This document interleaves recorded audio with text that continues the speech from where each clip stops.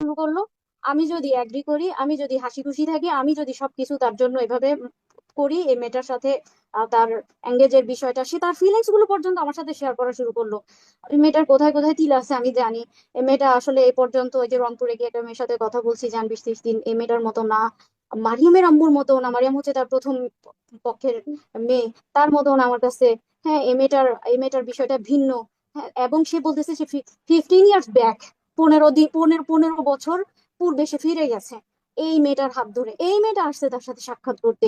এই মেয়েটাকে সেদিন আচ্ছা, এগুলো কি বিয়ের নমুনা? আমি তো ওইটাই পিকটা এই জন্যই দিলাম, যে পিকটা তাকে পিছনে বসে সে বসে আছে, এবং মানে ক্লাসের জন্য আসছে, তার দিকে তাকিয়ে আছে।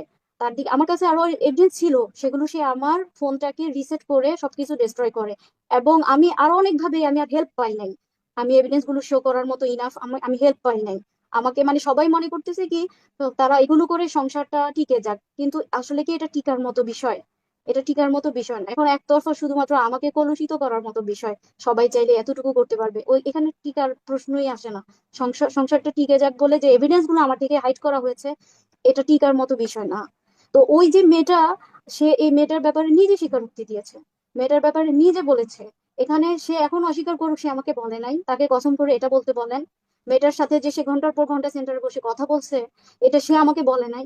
এবং সে নিজে, আমার কাছে এই এভিডেন্স আছে যে ওই মেয়েটা রাতে কয়টা বাজে বের হয়, এটা এভিডেন্স, এই এভিডেন্সটা